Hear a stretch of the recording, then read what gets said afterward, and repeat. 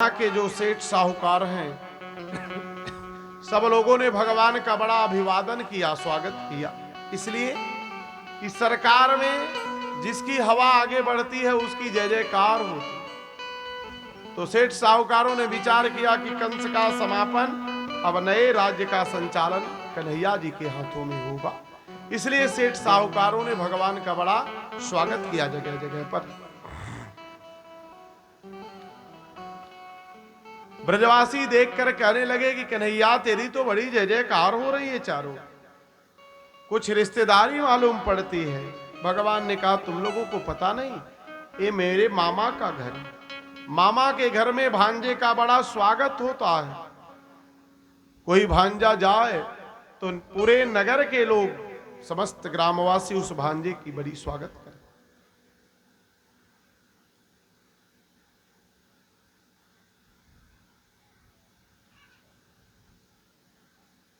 तो गोपों ने कहा कि कन्हैया यदि तू पहले बता दिया होता तो हम लोग भी थोड़ा इत्र फूलेल थापक थुआ चंदन माला इत्यादि लगाकर सुंदर वस्त्र पहनकर आते। अब इस तेरे मामा के सामने हम लोग तो भिखारी लग रहे हैं। भगवान ने कहा नाराज न हो भैया, सब व्यवस्था यहां कर देंगे मामा जी, कोई चिंता की बात नहीं। मामा का जो है बड़ा नाम है, बड़े उदारवादी राजा है। कन्हैया बोले भैया चिंता न करो, सब कुछ मिलेगा, कोई कमी नहीं। क्या चाहिए बताओ। तो सबसे पहले पोशाक मिलता है। आगे बढ़ते हैं तो कंस का धोबी जो है अहंकार से भरा हुआ मूंछों पर ताव दे करके आ रहा था। तो अधिकारी से ज्यादा चपरासी को अहंकार, राजा को उतना अहंकार नहीं लेकिन सेवक को अधिकार ज्यादा। भगवान ने कहा राम राम मामा जी इधर आओ। अब वो धोबी आंख फाड़ करके देखने लगे। अरे कैसे मामा कह दिए, कौन हो तुम। भगवान ने कहा भैया कंस मेरे मामा लगते हैं जो यहाँ के राजा है। तो जब मामा के नगर में तुम हो तो तुम भी मामा ही हो, सबरे मामा का हुआ, सब लोग मामा ही हैं। अब धोबी बड़ा जो है क्रोधित होता है भगवान को। धोबी कहता कि अच्छा तू ही कृष्ण और बलराम है, मुझे मालूम है कि तेरे मामा ने तुझे क्यों यहां बुलाया है, चिंता न कर। भगवान ने कहा कैसे भी बुलाया, बुला तो लिया, चाहे प्रेम भाव से चाहे शत्रुता भाव से बुलाया। तो अब एक काम करो, दो चार अच्छे कपड़े इन हमारे मित्रों को दे दो, अपनी पोटरी से निकाल कर। अब धोबी जो था बड़ा लाल पीला हो गया। अरे वन गोचर, वन में रहने वाले तुम जंगली इस राजसी वस्त्र को क्या करोगे, कभी देखे हो क्या ये राजसी वस्त्र। जैसे ही उटपटांग बातें उसने किया, रजकस्य कराग्रेण, भगवान ने अपने हाथ को उठाया और खड्गा को धारण किया, तलवार की भावना की हाथ में, सिरह कायादपातयत, और एक थप्पड़ में उसका सिर जो है शरीर से अलग हो गया। ब्रजवासियों ने जोर से जय जयकार किया कि जय जय श्री सीताराम। कन्हैया ने कहा कि ब्रजवासियों अब अच्छे अच्छे सुंदर वस्त्र को छांट लो। अब गोपों ने बड़ा सुंदर सुंदर वस्त्र धारण कर लिया और सब लुटा दिए इधर उधर। पर जब ब्रजवासी चलते हैं तो उन वस्त्र से पूरे सड़क साफ हो रहे थे, इतने बड़े थे। चमकीले रंग बिरंगे तो थे लेकिन रास्ते साफ कर रहे थे। कोई इधर उधर खींच रहा, कोई इधर उधर खींच रहा। तो मित्रों ने कहा कि नैया वस्त्र तो मिल गए लेकिन साइज नहीं से। ऐसा मालूम हो रहा है कि हम लोग सफाई कर्मचारी हैं, सड़क साफ करने के लिए आए। भगवान ने कहा चलो आगे कुछ व्यवस्था देखते हैं। सारे ब्रजवासी ढीले ढाले कपड़े पहन करके आगे बढ़े तो दर्जी ने देखा तो हंसा। एक फैशन कब से चल पड़ा भैया, इतने ढीले ढाले कपड़े पहने हो। तो दर्जी ने कहा सरकार यदि आपकी आज्ञा हो तो इन वस्त्रों को मैं सही कर दूं। भगवान ने कहा ठीक कर दो भैया, तेरे मुंह में घी शक्कर यही तो मैं चाह रहा था, सो तूने कह दिया इसलिए कर देते तो बड़ा अच्छा हो। अब दर्जी ने सभी ब्रजवासियों के वस्त्र को फिट कर दिया, साइज का बना दिया। सब बड़े प्रसन्न हुए, भगवान ने आशीर्वाद दिया। दर्जी ने विचार किया कि भगवान ने धोबी को क्या इनाम दिया और मुझे क्या दिया। तो भगवान ने आशीर्वाद दिया कि जाओ, जब तक तुम इस धरा पर वस्त्र सीलते रहोगे तुम्हें कोई कमी नहीं। आज भी वह आशीर्वाद चला आ रहा है, कोई दर्जी दुखी नहीं। भगवान ब्रजवासियों से बोले भैया अब तो कोई कसर नहीं। ब्रजवासियों ने कहा अरे नहीं, अब तो आनंद आ गया कपड़ों में, अब थोड़ी माला मिल जाती तो बड़ा अच्छा आनंद आ जाता। ब्रजवासी माला के बड़े शौकीन होते। तो भगवान ने कहा कि चलो बिहारी जी की कृपा होगी तो अवश्य माला भी मिल जाएगा। भगवान ने विचार किया कहीं मिल गया तो ठीक, नहीं तो खरीद लिया जाएगा, प्रसाद बनाकर धारण कर लिया जाएगा। ततः सुदामनो भवनम मालाकारस्य जगमतु। मथुरा में एक सुदामा नाम का माली रहता था जो माधव का अनन्य भक्त था।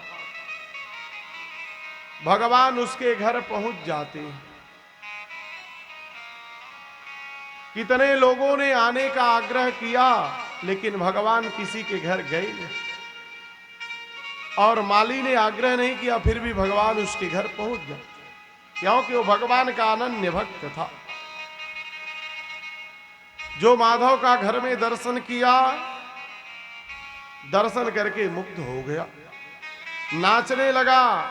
जितनी मालाएं थी सब उठा लाया और उसके पास तो कुछ भी नहीं था, निर्धन था। मोटी सी एक बढ़िया माला माधव के कंठ में डाल, बाकी सारे ब्रजवासियों को माला पहनाकर भगवान को दंडवत प्रणाम किया, स्वागत करने लगा। भगवान ने उसे विशुद्ध पराभक्ति का वरदान दिया और आगे बढ़ गए। ब्रजवासी बोले भैया बढ़िया पोशाक मिल गया, माला भी बढ़िया मिल गया, अब थोड़ी कसर और रह गई। तो भगवान ने कहा अब कौन सा कसर, क्या बाकी है? ब्रजवासियों ने कहा कि थापक थुआ चंदन मिल जाता तो बड़ा आनंद। 4 कदम आगे बढ़ते हैं कि 3 जगह से टेढ़ी कुबड़ी जो है चंदन की पात्र लेकर के आ रही थी। भगवान ने पुकारा आए सुंदरी। 3 जगह से टेढ़ी थी लेकिन भगवान ने उसे सुंदरी नाम से संबोधित किया। सुंदरी का संबोधन सुनकर के जब माधव के मुख कमल को देखती है तो मुग्ध हो जाती कि आज तक महाराज कंस की मैंने इतनी सेवा की, कुब्जा के अलावा उसने कुछ कहा नहीं। पहली बार जिंदगी में इतना सुंदर संबोधन सुना कि सुंदरी।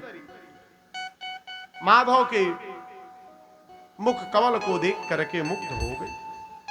कुब्जा ने बड़े प्रसन्नता पूर्वक अपना परिचय भगवान को दिया कि दास्यस्म्यहं सुंदर कंस सम्मता त्रिविक्रनामाह्यनुलेप कर्मणि। मैं कंस की सौरंध्री नाम की दासी हूं और मेरा काम चंदन घिसने का है, और मेरे हाथों का चंदन भोजराज कंस को बड़ा प्रिय है।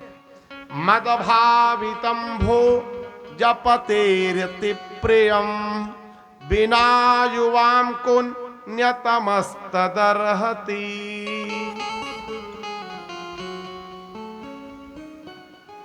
जब अपना परिचय कुब्जा ने दिया तो भगवान ने कहा, अरे वो हमारे मामा लगते हैं। अब भांजे का आदर कौन न करे, जो जान रहा है वो तो भांजे का स्वागत करेगा ही,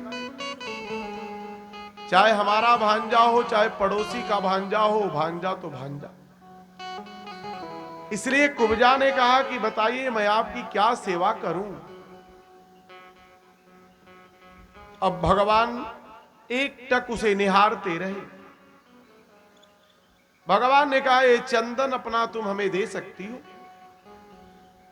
तो कुब्जा ने कहा कि भगवान चंदन नहीं, मैं पूरा शरीर आपको समर्पित कर सकती। यह शरीर आपके ही द्वारा है और आपको ही समर्पित।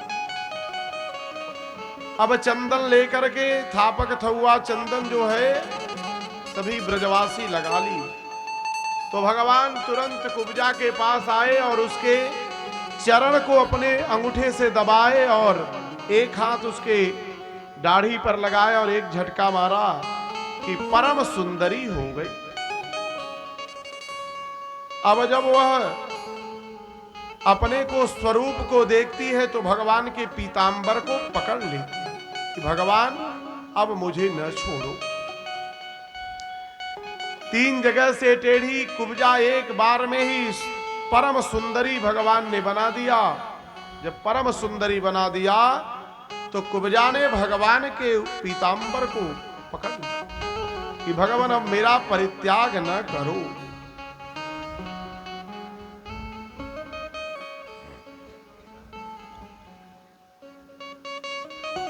अब चारों तरफ हाहाकार मच गया कि ये बालक बड़ा प्रतिभावान है। अब हो न हो इसी के हाथ से कंस की मृत्यु हो जाए। आगे दिव्य सभागार की ओर पहुंचते हैं तो भगवान परशुराम द्वारा प्रदत्त दिया हुआ कंस का बहुत विशाल जो था धनुष रखा गया था। तो धनुष को भगवान ने जब देखा तो धनुष उठाने के लिए चल दी। तो दाऊ भैया ने कहा कि अरे कन्हैया ये धनुष तू उठा लेगा, ये परशुराम जी ने इन्हें दिया है और इसलिए दिया है, इनको कह करके दिया है कि जिस दिन जो पुरुष इस धनुष को उठा लेगा और तोड़ देगा वहीं तेरा मृत्यु भी कर देगा, वहीं तेरा काल होगा, समझ लेना कि मृत्यु आ गई। दाऊ भैया के इशारे पर कन्हैया भगवान जाते हैं, नारायण जाते हैं और उस धनुष को उठा लेते। जो वहां खड़े थे रखवाले सब हंसने लगे देखते, अरे तुम क्या उसे उठा पाओगे, बड़े बड़े पहलवान आए कुछ बिगाड़ न सके तो तुम 1.5 हड्डी का इसे क्या उठा पाओगे। दाऊ जी ने इशारा किया, नेक कन्हैया जरा उठा कर दिखाओ। भगवान जाते हैं, करेणवामेन सलिलमुद्धृतम सज्जम चकृत्वा निमिषेण पश्यताम। देखते देखते भगवान तुरंत पहुंच करके उठा लेते, उठा करके 2 खंड में कर देते हैं। सैनिक टूटते हैं मारने के लिए। भगवान ने उसी टूटे हुए धनुष से एक एक धनुष मारा, सभी सैनिक चंपत हो गए, भाग खड़े हुए। अब कंस से समझ गया कि मेरा काल स्वयं उपस्थित होकर के यहां आ गया है।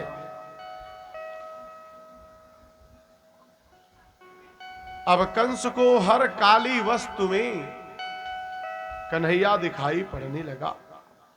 भोजन आवे तो उसमें जीरा देखे तो थाली फेंक दे कि नहीं मेरा काल यहां भी खड़ा। जल पीता था ग्लास में, अपनी आंखों की परछाई देखता था पुतली को तो जल भी फेंक देता था, जल भी नहीं। इतना सतत भगवान का चिंतन करने लगा। अंत समय में सब जगह कन्हैया नजर आने लगा। ऐसा भजन कोई कर नहीं सकता। राम और रावण का युद्ध होता था तो रात्रि में विश्राम होता था। रावण आकर के पत्नी से कहता है कि हे प्रिय, राम का स्वभाव बड़ा अच्छा है।